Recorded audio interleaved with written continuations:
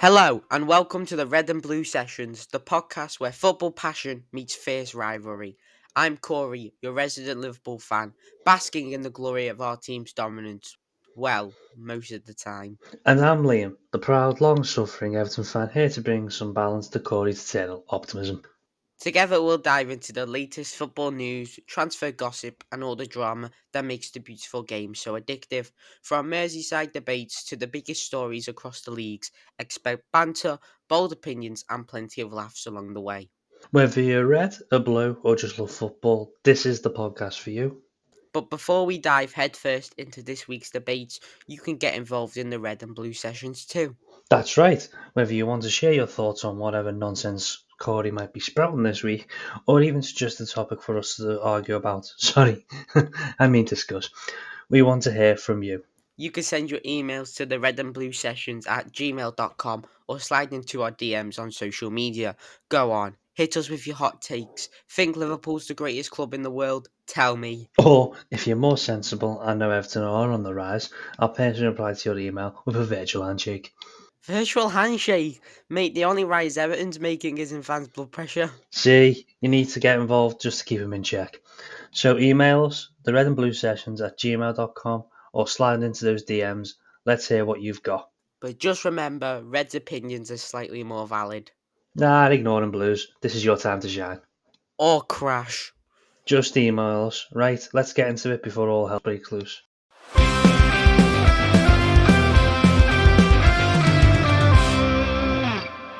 Right, so to start with, for this episode, we're going to talk about the recent Premier League matches on the weekend. And obviously, we're going to start with Liverpool's 4-1 win against Ipswich.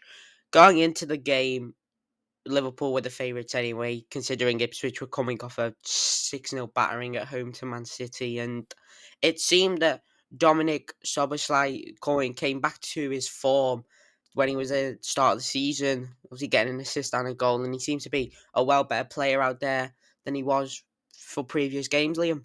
Yeah, he seems to be a lot more dominant on the ball, a lot more going forward in terms of being more attacking. Obviously, it can be clear in his performance how he got that assist and a goal. Yeah, so it looked quite an interesting match. Very attacking, obviously very one sided with being against Liverpool. Unlucky for Ipswich, really.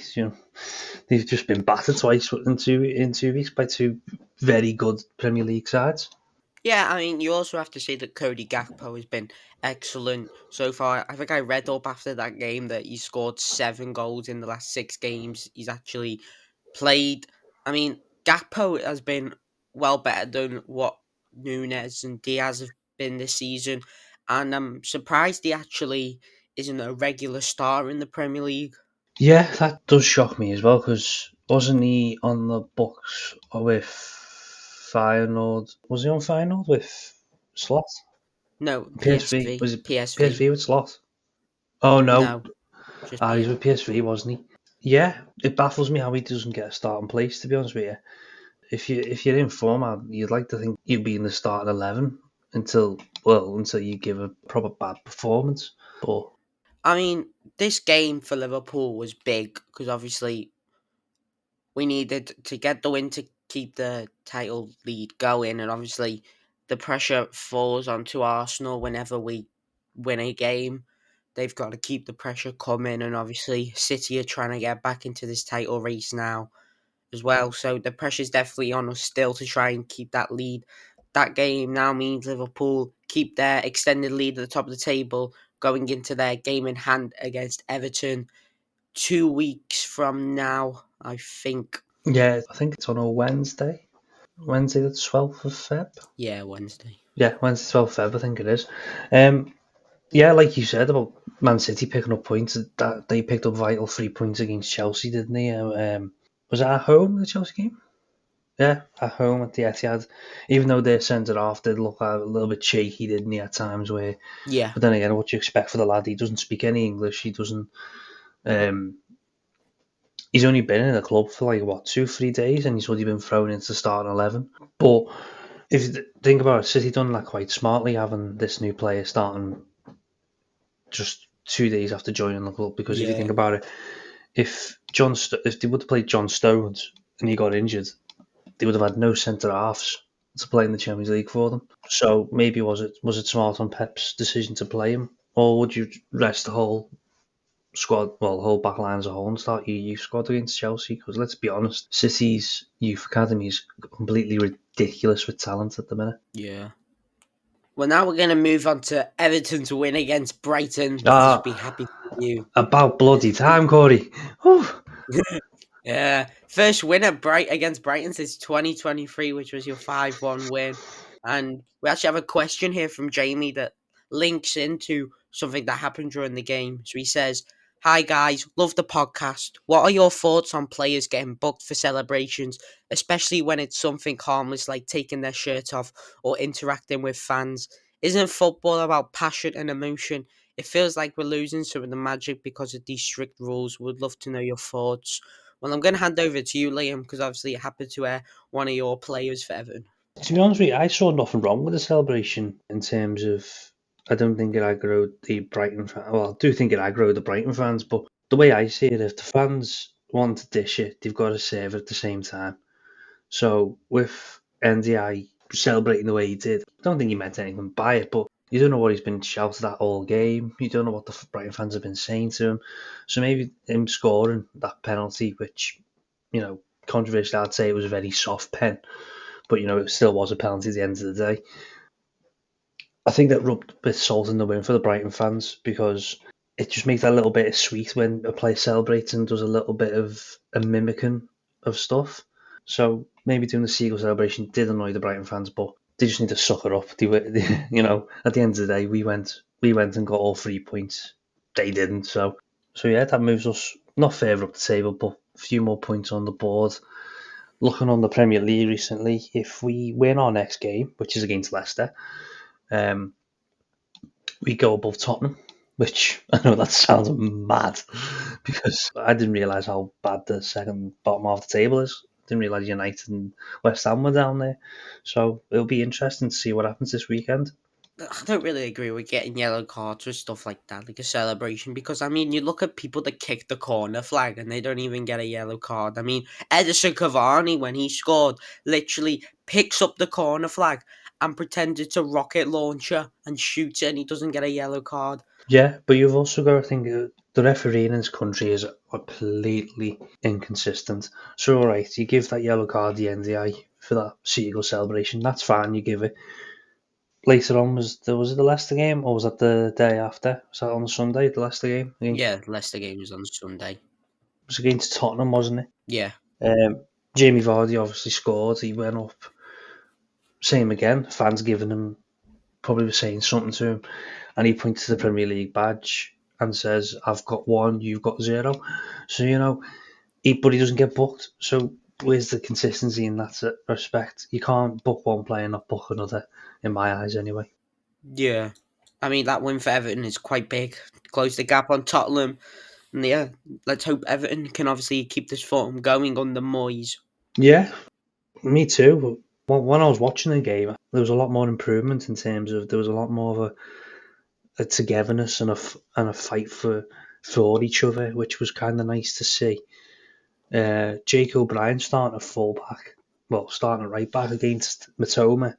I don't know if you heard about it, but Brighton's pre-match program before the game was a cartoon picture about Matoma breaking from the shackles, and it was like bursting out of a window of the Rupert's Tower, which is on Everton's badge.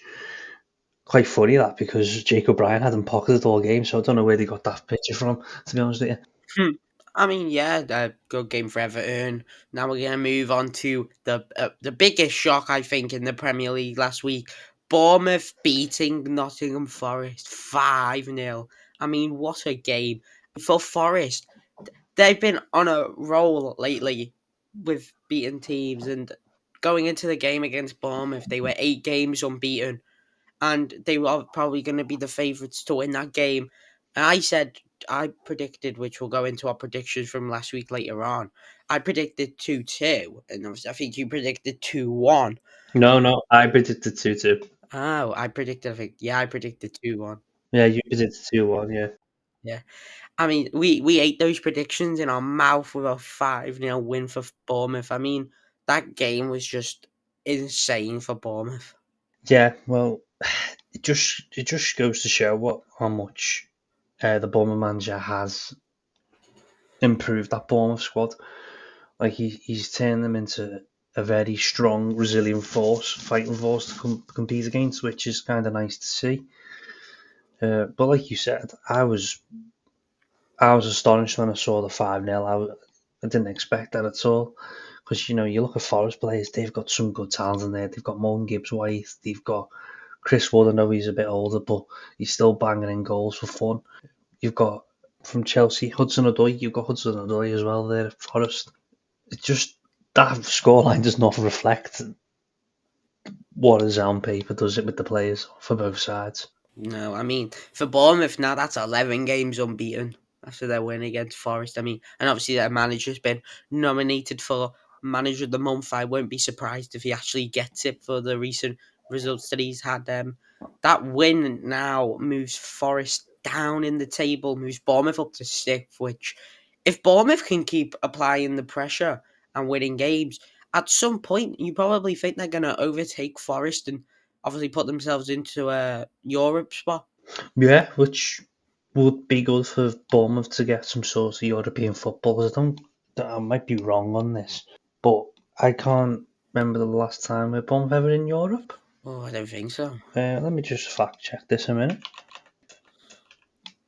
No, they've never played in Europe before, so that would be a good little first time ever Bournemouth get into the European spots and let them play European football. Mm, trying to get the records for Bournemouth to be in the European football. Well, I've just delved into it a little bit. Well, we was trying to make sure that I was right about saying Bournemouth never been in European football setting. Mm. It's mad to think 12 years ago, Bournemouth were only playing in the third tier of English football. That is mad. And now they could Uh, be in European places for next mm. season. That is mad.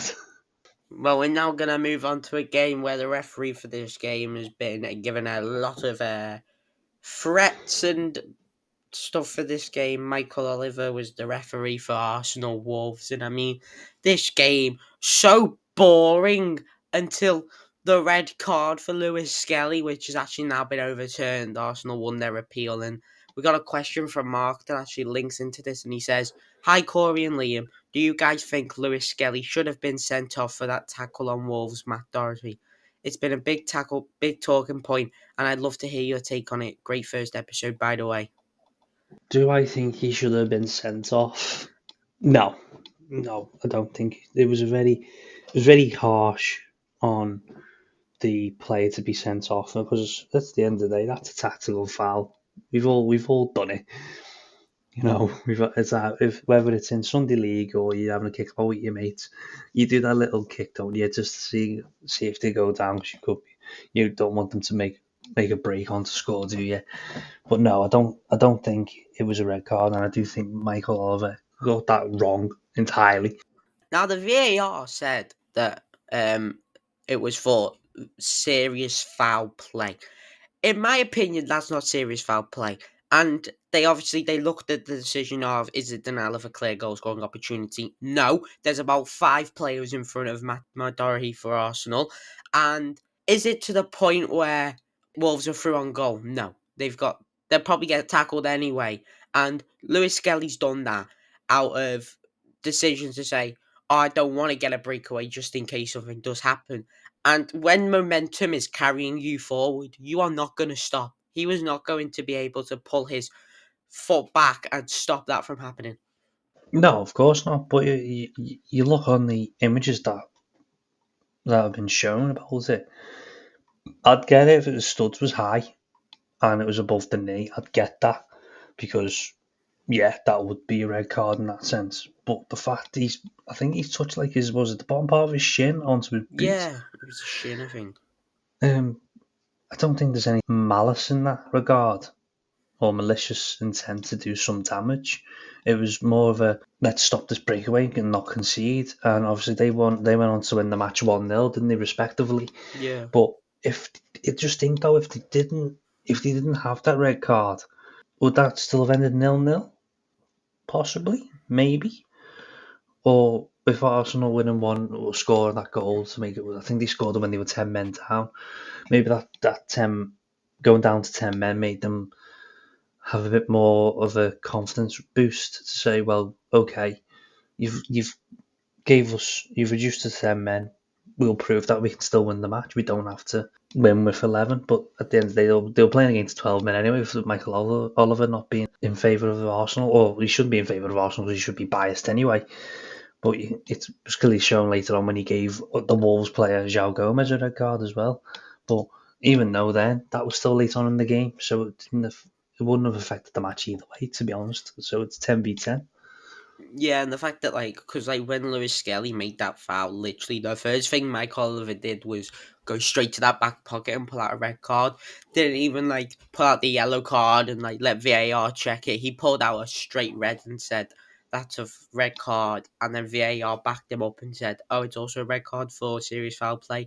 I mean, I don't think it. I mean, depending on what would have happened if a yellow card had come out? I think VAR would have had the same outcome anyway and said, "Oh, you need to get rid of that yellow card and change it to a red."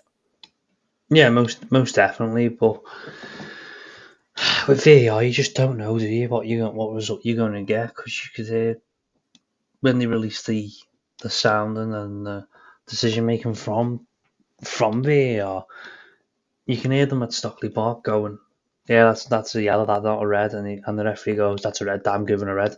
So there's obviously a breakdown in communication which does need to be sorted out. Yeah.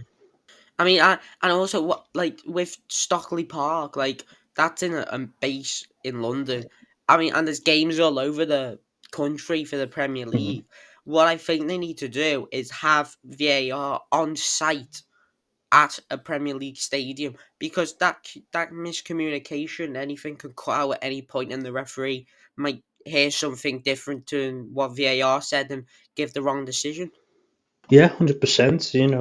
It needs to be looked into whether they have someone in the stadiums do it, and not just Stockley Park. Like they're actually in, so they could be on the sideline, or they've got access to the Stockley Park database to sort of see what goes on in the match. And but I think it's mostly made up of all ex referees, isn't it? Yeah, In my opinion, I reckon we don't ex referees. Okay, yeah, fine. You're giving people who retire from the game from a refereeing perspective, you're giving them another job, so to speak, so they don't have to referee matches anymore. But they're still getting stuff wrong. So why don't we just trial? I'm just saying trial because if I say that we should do this, it could go absolutely wrong. But I think we should trial ex footballers in that position because at the end of the day, the referees don't play the game; it's the mm, players. And I think footballers have got a bit more of a different perspective than the referee would be. So in regards with Lewis yeah, Skelly, the referees have seen that's a red, that's a red card. A footballer could be like, well, that's not a red, it's a tactical foul, so technically that should be a yellow card. Or even if a little spoken to, like say to the referee, just have a word with him, ref. Just say to him, if you do it again, it'll be a booking. That's why I think referees now they're very trigger happy to give a yellow card, but they're also at times they're not, because I've watched a few games recently where, bear in mind, they are Premier League matches like from Everton, Man United, where there's been challenges flying in left, right, and centre, and either the referee is not give the yellow card, which is baffling because if it's a yellow card challenge, you need to give the yellow card, and you see clearly the referee's spoken to the player. If I was the referee, I'd be like, right, if you do it again, there's another yellow. yeah, What I'd say is anything between the first kick-off between 10-15 minutes, let loose, let a few challenges fly in, and then after that 15-minute mark, you're right, that's it. If you think about it, they've both feeded each other into the match, haven't they, both teams? So they've both got the feel of what each team's going to be playing like. So anything after the 15-minute mark, you'd be like, right, card's going to be dished out now. So that's a yellow, that's a yellow. I know that could be a mass yellow card on the app, but it might reduce all this negativity towards that's a straight red card and communication between the referees. Yeah. I mean, boring game until obviously all the two red cards happened. Win for Arsenal keeps the pressure on Liverpool to keep winning games, but also Arsenal need to keep winning as well. Otherwise, that title lead is going to open up even more. We're now going to talk about, well, a game that I don't really want to talk about. Liverpool PSV, 3-2 to PSV. Finished 3-2 to PSV, and I mean, let's be honest, I don't know what Slot was thinking when he said, I'm going to bring all of the youth team over to Eindhoven to play in the game. I mean, I get it, we're already qualified for the round of 16, but come on, why can't we be the first unbeaten team in the new Champions League format?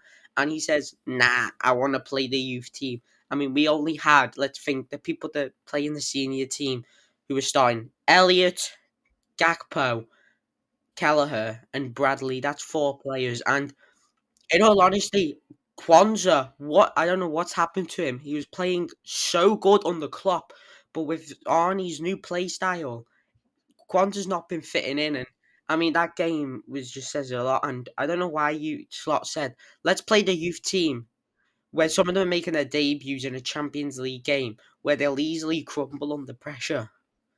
Yeah, how can I say this now? Um, I did think it was a bit strange of Slot to not take your starting players like your Salah or your Diaz or your Jotas. But I think in Slot's eyes, let's be honest, Corey, your main objective for this season is probably get a few cups under your belt, have a good little form in the league. You could play those players like Salah in the Champions League, which you've already qualified anyway. Let's be honest, with being top of the table and in the new format. Would you want to risk one of those players getting injured in a game that's not really needed when you've got a title race to be in with? I don't Yeah. think so. I think Slot's done it quite smartly there by not starting your starting players and giving the likes of your youth team a bit of a go at it, because it gives those players a bit of a feel of a European night, not just sitting on the bench watching Salah run up and down that wing. Um, Mm. Tactically, I think he got it wrong. But like I said last week, PSV is such a good side. I think they can be like an underdog sort of side. Same with Feyenoord. Like I said last week, they beat Bayern Munich. Bayern Munich are a top tier side in Germany, and they've won the competition multiple times. Um, but yeah, I think Slot did get it wrong. PSV, all credit to them. They went. Was it 2-0 down in the first 10 minutes or whatever it was? They Yeah. went 2-0 down to come back and beat Liverpool 3-2. You got to give them some credit, because that is a very good result for them. I think they're in. Are they in the playoffs? Yeah, they're They're in in the the playoffs. playoffs. I do think they will make out the playoffs if they play their cards right and play. If they play with the same tenacity that they played against Jews, I see no problem with them getting into the next round. Yeah. Talking about Cromwell under pressure, we brought on that Nallo guy, and then 4 minutes later we got a red card. I mean, he definitely crumbled under the pressure because he literally let him through, gave the players, PSV players, so much space, and then he comes back across and literally like kicks him, like, and just I knew the second when he did that, he was going to be a red card. Yeah, obviously, if thing is though, if players you're in a catch-22, aren't you? I think Jamie Carragher said something on the overlap or stick to football. He said he was playing fullback. I know this might be completely irrelevant, but it might link into what you've just said. Whether he doesn't know he gave him that too much space. As a defender, I'm guessing Nalo's a defender, isn't he? Yeah, Oh, he's caught in two mindsets. Does he stay tight to his man and hit him as soon as he gets that ball, so he lets him know that I'm there, or does he give him that little bit of space but that gives that little bit of space could give the player the confidence to beat you, which that's what you don't want. But like you said, if you're the defender, you're in a catch-22 situation, aren't you? Because you could be stick tight to your man, you get the ball back, or you give a little bit of leeway, but you might get punished. So whatever the outcome is, you're still going to get booked, or you're still going to get some sort of negative outcome, aren't you? Really? Yeah. I mean, anyway, it doesn't matter. We're in the round of 16. For a moment, we were actually second place in the Champions League when Barcelona went 2-1 up, but obviously Atlanta equalised to give them a draw. Meaning, that moment, I was like, oh no, please don't bottle it. Being top for 7 games and then we lose to PSV, and because Barcelona win, they go top. Uh, Yeah, I seen that. They ended up drawing 2-2, wasn't it? yeah, they were 2-1 up and they were going to be winning the league. Yeah. That's another team I think can be quite not an underdog, but one that you could be like, oh, okay, let's keep an eye on them because with Hansi Flick, I don't know what's in the water over there, but he's got them firing on all cylinders.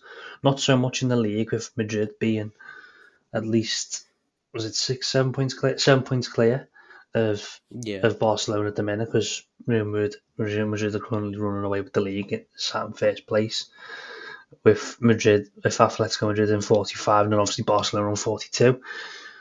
But it looks like all three Spanish teams are doing quite well in the Champions League this season, which is kind of nice to see, but also terrifying to see at the same time.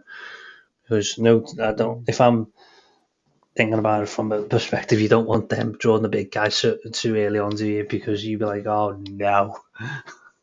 yeah.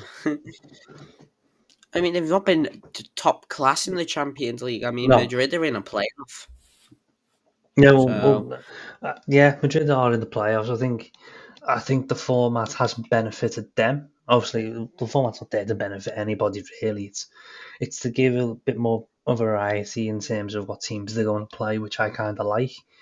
Because if you think about it, would we have had Celtic versus Aston Villa 3 years ago? Probably not. mm, But yeah, it is kind of nice this new format to have a much more of a variety in terms of games. Like I don't think I'd ever watch Barcelona versus Atalanta. I don't think they would be in the same group stage, would they? Well, 2 years, 3 years ago. mm, So even though it is confusing, like I don't get it at all. Um, yeah, but it's a nice change. I think what I grasp from the league is it like 1 to 8 or one to whatever it is that's like you've qualified for the Champions League, the next knockout stage, isn't it? And then anything yeah, from below that to like is it like 17 for 8 or whatever it is, that's your playoffs. So you play those teams in the playoffs. yeah. I think it's 1 to 8 automatically qualify for the round of 16, and then I think it's 9 to 20. Wait, I think 9 to 27. I think or Yeah. 26 that go to a playoff. And then whatever teams that finish below that, did they then get feeded into the No, they Europa just League? get knocked Oh, out. they just get knocked out No, they entirely. Oh, okay, yeah. that's interesting. Because I know Mm, in times in the past, if you didn't qualify for the round of well, the next round of it the was you got put into the Europa League, didn't you? But if that's not the yeah case, then third place. so is that the same in Europa League then the same format? Yeah, the Europa League, Conference League, and Champions League are all the same format now. Oh, interesting. Yeah. Right across all Mm. the boards. I think UEFA want to make more money from the Champions League, considering now that there's 36 teams in the league phase.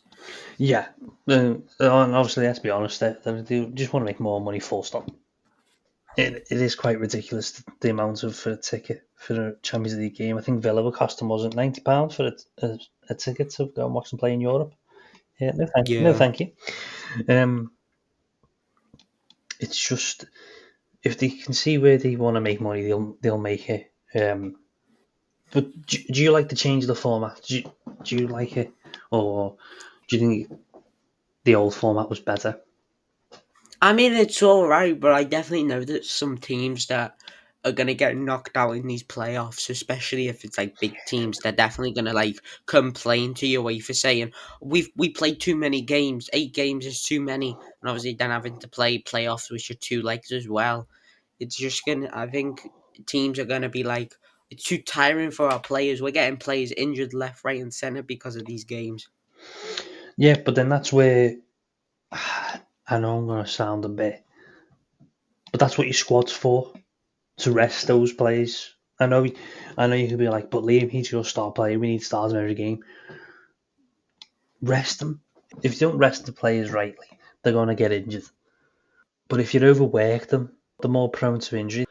Yeah, You know, you look at Pedri for Barcelona. He played a ridiculous amount of games, didn't he? Was it 80 odd games in one season as a player? And yeah, he did not look healthy at all because he wasn't rested. I think he played all the leagues in La Liga. yeah, Then he played all the games in, I think it was the Olympics then as well, wasn't it? So he's played all the games in the Olympics, and then I think he played all the games in the Euros or World Cup. yeah. You could tell it definitely injuries hit Barcelona because I mean you look at Pedri and Gavi, they were out for like most of last season, and now that they've come back, I think they've come back, but they're not fitting into the squad as what they were when they were playing like a season ago because of the fact that they've been injured. They've been trying to work on their recovery, and obviously Barcelona have replaced them with like Danny Olmo and stuff like that. I mean, I don't think they're fitting back into the squad. Yeah, and also a change in managerial position as well, because last season he had Xavi, didn't he? And this season they've got Hansi Flick, which, Barcelona fans might hate me for saying this, but even though Xavi brought them the league title, I think Hansi Flick is your more engaging manager in terms of he will get the most out of his players. You saw it Bayern Munich; he got the most out of them. So I do think he can unlock a bit Mm. more in terms of he can definitely unlock Pedri and Gavi a lot more. But then you think about it, they're still young. They're still finding their feet a little bit. I know you'd be saying, "Oh, they found their feet in Barcelona because they're in the starting 11 most of the time." But they need to play consistently and be consistently good. And I do think Flick can influence them and in a more positive way. Yeah. But before we start rambling on about other teams, we need to move on to the next point. Next point is one that I'm kind of angry about. I didn't really want to see them in the playoffs or in the Champions League whatsoever. Man City beating Club Brugge 3-1. I mean, to be honest, City didn't look good going into this game, but obviously Club Brugge, they were actually at the time of this game, Club Brugge were in the top 8, so they were going to be qualifying for the round of 16. Obviously, they went 1-0 up just before half time. But obviously, as City always seem to do when they go 1-0 down, that they seem to always answer back, and they answered back with 2 quick goals, and then obviously got the third one. Yeah, well, it's like that old saying, isn't it? When you think I'm done, they pull you back in. City, obviously, when they went 1-0 down, I did think they were going to be in for another long night for them. We all knew City's talent's incredible, the squad depth. Pep Guardiola, fantastic manager. I don't think there was anything in my mind thinking that they weren't going to win that. Obviously, when they went 1-0 down, I was a bit shocked, but then I thought, they're going to pull it back. They always do. I know they haven't done it in the past where they have been beat against, was it Bournemouth 4-0 or whatever it was? I think it was Bournemouth. They got beat Yeah, by Bournemouth, didn't they? yeah, But then again, I do think injuries haven't helped them either in terms of Roger being out injured. I do think he is the vital part of Man City. They just haven't found the right replacement if he does get injured again. But I have yeah, I have no doubt that City will cruise the playoffs because I think they might get either Bayern Munich or Madrid, who are big teams. yeah, One of which is Pep Guardiola's old team, so that should be interesting. I want Bayern mm. Munich now because it's a Pep Guardiola's old team, and Yeah. But I think we already know who's gonna win. oh yeah, but I mean it'll be bittersweet, won't it? Because if you think about it, the Bayern Munich manager is Vincent Company, So you want them to come back to the Etihad and them to go back to Bayern Munich. So it's like a little fairy Mm, tale, isn't it? Really? yeah. City, I mean, it's not like you look at who scored last night for City at the time of recording this. Kovacic, an own goal, and then Savinho. And in all honesty, I'm seeing Savinho pop up on a score sheet more often than what Haaland, Foden, uh, Bernardo Silva, and Kevin De Bruyne are. Yeah. I also think with Savinho though, it took him a bit longer to adapt to the league as well. I'm not saying because I know the Champions League is completely different to the Premier League, but you saw his first couple of games at City when they bought him in the first couple of games at the start of the season. He struggled, didn't he? His shots weren't right. His positioning wasn't correct. Obviously, they've worked on that behind the scenes, and it proved last night with him getting that goal. And you are right, though. I do think he is City's best player at the minute, but it's going to take a lot more than just one player. One player doesn't make a team. The Hmm. whole team makes a team. I know that doesn't make any sense, but at the end of the day, football's a team sport, not an individual sport. So Yeah. everyone needs to be on the same page, so to speak. That's what I Yeah. will say on that one. Well, and we can't really put it past it because obviously City are playing. They've got the same seed as Celtic. I mean, if City were to play Celtic, I wouldn't put it past Celtic to beat them either. I mean, Celtic have been good this Champions League, obviously getting into a playoffs, which is something you usually see from Celtic.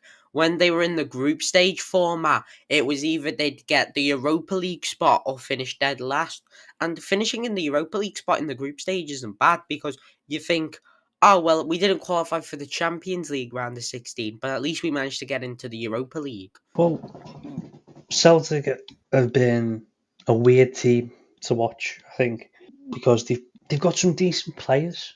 They've got that former Leicester goalkeeper in Schmeichel, who last night against Villa, he kept that down.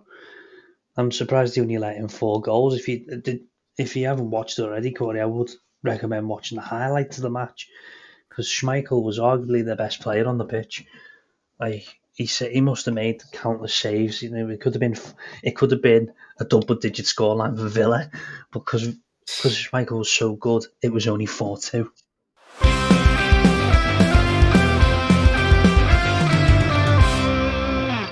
Well, now we move on to probably this is going to be where I'm really going to hate what I predicted for games. This is where we look at the last weekend's results, and we compare them to our predictions. So I think we'll do this one at a time. So I say one, then you say one. Okay. Uh, so Bournemouth versus Forest. Finished 5-0 to Bournemouth, Oh, and well, um, we kind of ate our predictions. Because I predicted 2-1 Forest and you predicted 2-2. yeah, we've had a stinker. Should we just move on to that one? Yeah. Brighton versus Everton. The result ended in 1-0. Corey, you predicted the 1-0 to Brighton. How dare you? When I told you we were going to win, so we proved you wrong there, didn't we, lad? Yep. I know I predicted 2-1, but I did get the goal scorer because I did say NDI was going to score first. Hmm. So technically I was right, but I got the scoreline wrong. Hmm. I got this one, Liverpool Ipswich. You predicted 0-0. How? How can you say 0-0 when Ipswich are coming to this game getting battered by City 6-0? Um, I predicted 3-1, and I kind of wish I got one more because I would have got that one right. Ugh. Yeah, well, I only said 0-0 because, let's be honest, they were going to. I thought Ipswich would have been a bit more defensively minded after getting battered by City, but obviously that wasn't the case. They just wanted to go, all right, then do me in again, please. Southampton versus Newcastle. Um, the result ended in Newcastle winning 3-1. I think they did go a 1-0 down, didn't they, at one point as Yeah, well, I Newcastle? told you. I told you Southampton would score. Yes, you did. I didn't believe you, but then I also realised Gordon Ramsay. Ramsdale is in the net. Imagine Gordon Ramsay in net. Um, Ramsdale in net, so obviously they were going to leak goals at some point. But yeah, I think I got the right amount of goals for Newcastle, just didn't the right goals for Hmm. Southampton. So technically, I was all right there, but I still got Well, it wrong. Yeah. Well, you got the next one right anyway. Wolves Arsenal finished 1-0 Arsenal. I predicted 2-1 Arsenal. You predicted 1-0 Arsenal, so you got that one right. What can you say? Absolute mastermind. Well, you said 0-0. You said 0-0 Liverpool versus Ipswich. There's no Nah, well, I mastermind got in the that. Arsenal one right. Oh, we should. Do you know what we should predict next week, Corey? We should predict red cards. Yes. Manchester. The next up was Manchester City versus Chelsea. The result was 3-1. You got it. You flipped it. You predicted I three know. one I to flipped Chelsea. it. So I don't know if because you just wanted the City to have the downfall of Pep Guardiola and the City squad. If you would have flipped that to City 3-1, you would have got that right. I got it Mm. completely wrong with a draw. Oh Because boy. I thought it was going to be an absolutely boring game. How wrong was I? Hmm. Next one was, do we go down to Sunday's games? Palace versus Brentford. I mean, you got this one right again. 2-1 Brentford, and you predicted 2-1. I predicted 2-2. What can I say? Am I? What's that? Am I 2-0 up now on those score predictions? Oh, yes, get it. Eh. Oh, next up is Spurs versus Leicester. Um, the correct result was 2-1 to Leicester. Who would have thunk it? You yeah, again, Corey. You Flipped had it. it. You should have flipped it to 2-1 Oh. Leicester. But I did say Spurs were going to win 3-0 because let's be honest, you watch them against Everton, they got a bit better than in the second half. They got in the game a Mm. bit more, so that's why I did say 3-0. But I don't know what's going on with Spurs. Like they're not firing on all cylinders. They needed some sort of like togetherness meeting where they just all hold hands and go right. Let's air every aggro out and see what happens, and then we'll deal with it. Because you can see it on the pitch. The players don't want to play with each other. So I just say Yeah. lock them in the room, throw away the key, and go right. You sort your problems out, and then contact us, and then we'll let you out. Obviously, I don't know if you can do that. Yeah, I mean, and they've been saying that like the Spurs fans have been like, "Oh, we need to get Ange out and stuff." Like, I don't believe you need to be getting rid of him yet. I mean, if he continues on the form that they're currently on, and he does end up getting into a relegation fight, I mean, yeah, then you consider sacking him. But right now, I don't think you need to sack him. We move on to Villa West Ham, and I mean, here you go, Liam, 3-0 up now, 1-1, and you predicted 1-1 as well. So Oh, no, another was that 3-0 now on the score predictions. Ah, right, yeah. okay, And I right, Corey. predicted 3-1. Ah, yes, you did. I don't know what you were thinking there. I did Potter. He's got the hammers hammering, hasn't he? Yeah. Um, I think they're doing really well. I have noticed you haven't put the correct score on for the Fulham versus Man United game. I have just fact checked this. United won 1-0. Absolutely Yeah. scorcher of a goal from Martinez, even though he got bodied by Adama Traore, by the way, who is a unit. How is Mm. he a professional footballer? He's more like professional bodybuilder, not professional footballer. Um, but yeah, you predicted 2-0 Fulham. I predicted 1-0 Fulham. If I flipped uh, it, I would have got it. I mean, I've been off with my predictions this week. I'm hoping that I get better this week. Oh, yeah. Okay, it's time for a quick break now. Liam and I will be back in just a minute with the red and blue roasts.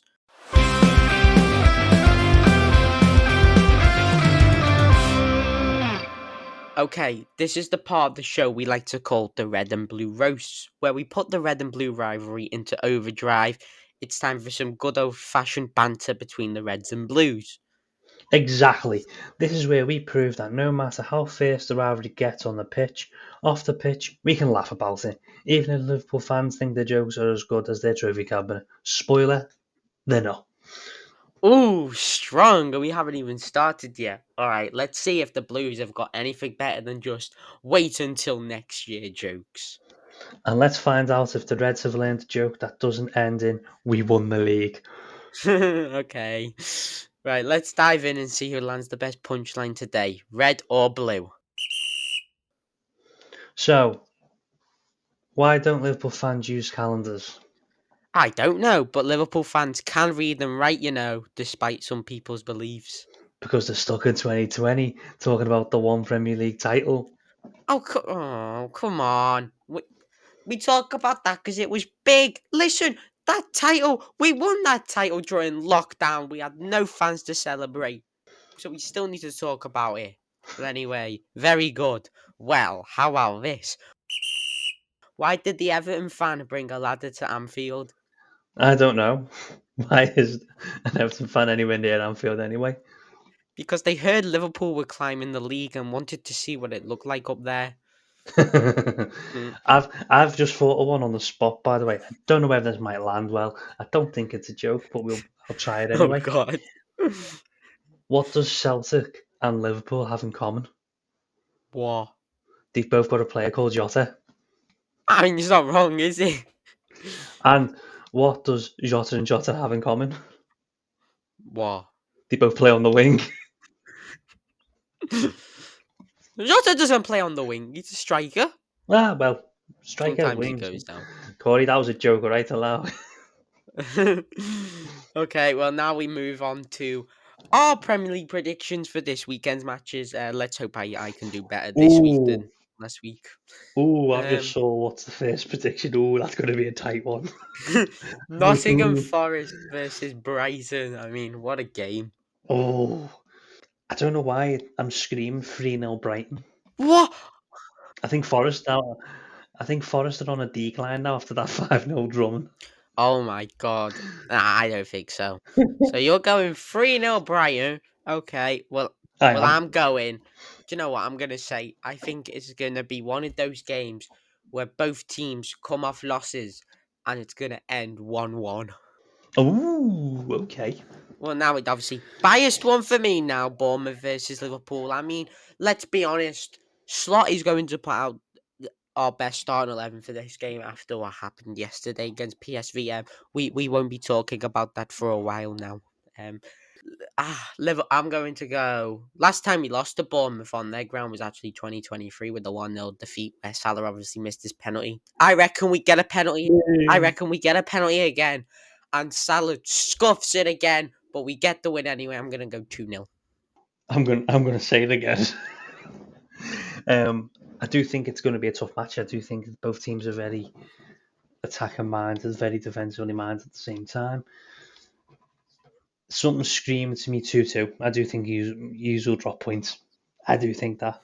You just can't cope with us winning a league title.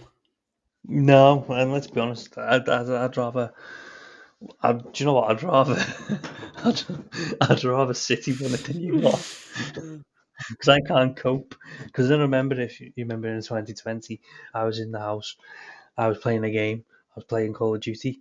I was doing very all right. Next thing, I think it City versus Chelsea that year when I think if City would have won, and I think Chelsea went on to win it. You won it. Next thing I know, I turned to look out my window.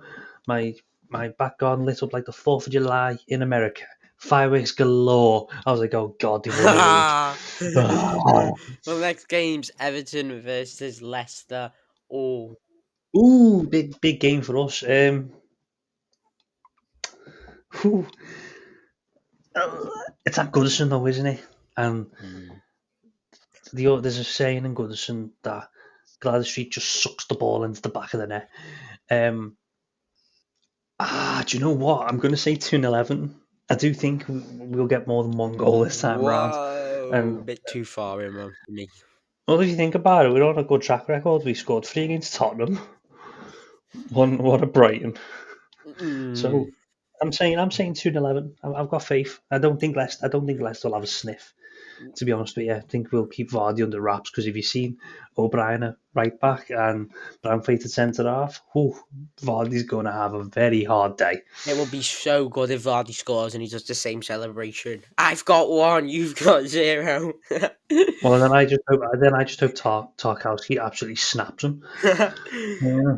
I'm gonna. Obviously, not like hurt him. I mean, like Brexit tackle him where he Yeah. gets the ball but gets a bit more of the man and just absolutely goes right through him like a steam train. Boom. Me, I'm gonna go with the result that Leicester got against Spurs. I'm gonna go 2-1 Leicester. Okay, so you just want us to lose? That's it. That's it. You want us to get relegated? Why? That's how. I don't want you to That's how get it's going to be. relegated. I want you to stay up, but I don't think you're gonna win this game. Oh, you've seen that, Corey? The next one, it's a relegation battle. Oh, This that Ipswich I can versus already tell. Southampton. I can already tell this game's gonna be boring. I'm going 0-0. 0-0. Yeah. Do you know what?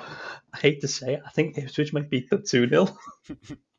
I think Liam 2-0, right? But Liam the lap to score first.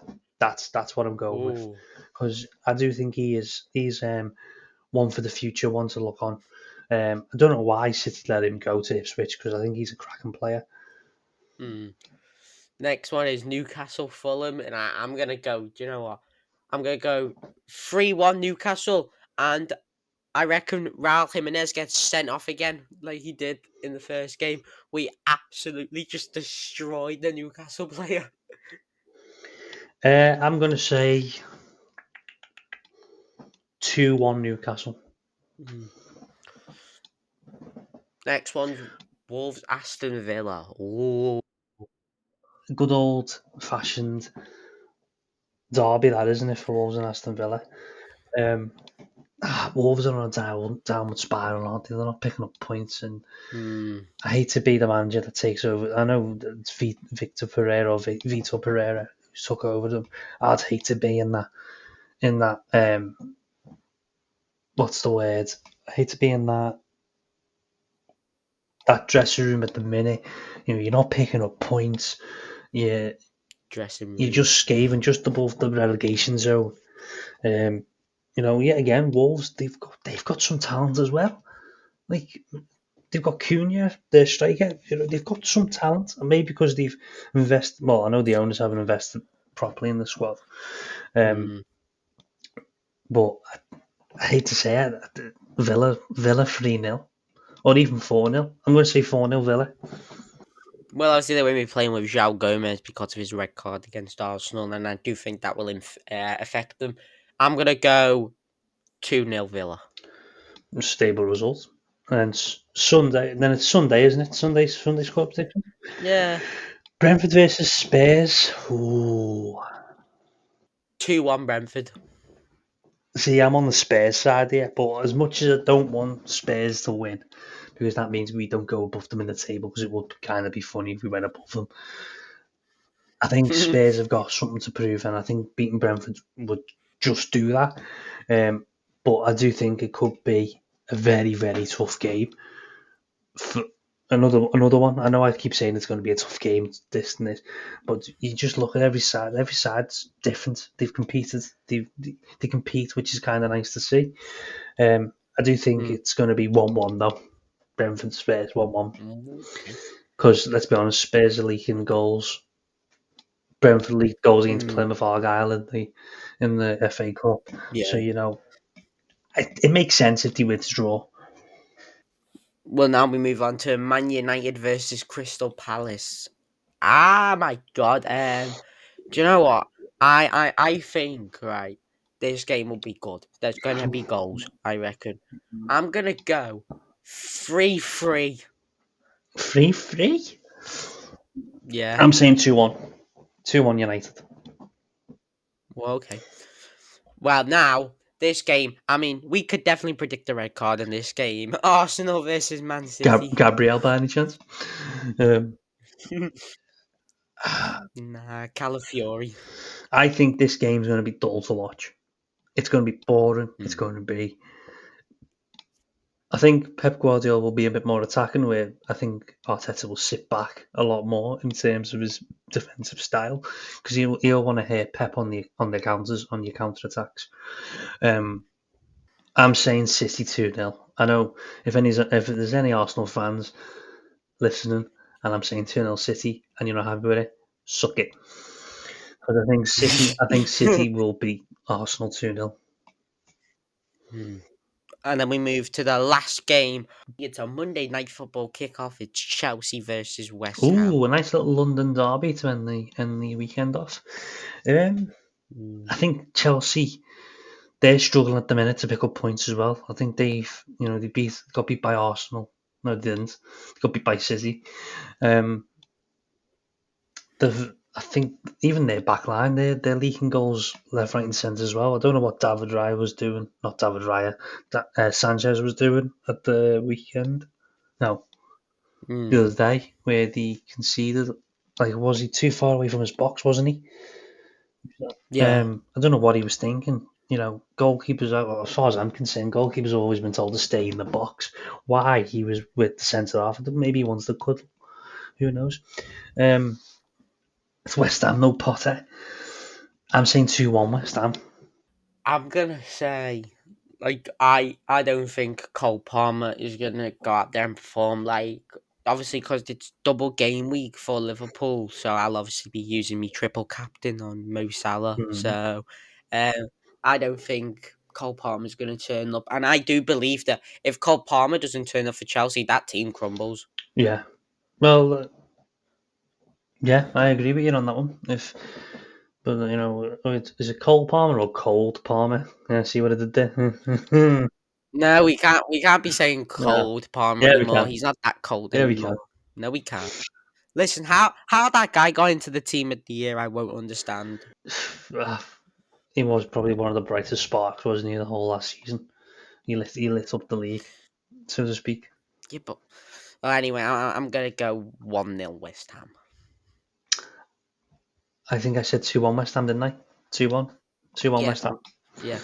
Respectable But scoreline. just before, yeah, well, just before we go, they actually have just released the Player of the Month shortlist for, is it December? No, January. January. I think January. Yeah. We've got Phil Foden, Cody Gakpo, Dean Hodgson for Bournemouth, Isak, Justin Cliver, Mateta, and Mbermo. I mean, my pick's already sorted. Cody Gakpo. What was the second to last one? The second to last one was Mateta. I'd love a Mateta player of the month because I don't want any sack one because I've already got him on my EAFC 25 account, so I don't want another one of them. Hmm. I would like a little Mateta Yeah, or even a. Did you say Embuemo was on there? I'd like an yeah, Embuemo. I Mbermo. like it. Yeah, Like, you'd like someone not like the big ones, wouldn't you? That can yeah, like how they had Chris Wood. I like a little yeah. Mateta and Embuemo. Yeah. Well, as usual, an Everton player doesn't get into Player of the Month as Oh, imagine if usual. they gave NDI a player of the month card. Oh my god! But do you know like when they have the what's it called, the dynamic image card? It's just him doing the circle celebration. Oh my god, they missed a trick there. Oh, Jamie Vardy could have been in with a shout with the with the 1-0 dynamic card. Oh, that would have been funny. What would have been good is imagine they gave Lewis-Skelly a Player of the Month card, and it's just the image is just him making the tackle. No, that would be funny. You get scored on by Lewis-Skelly, and the card dynamic comes up, and it's him fouling someone. Uh. You fell over. Oh no, you just tackled somebody.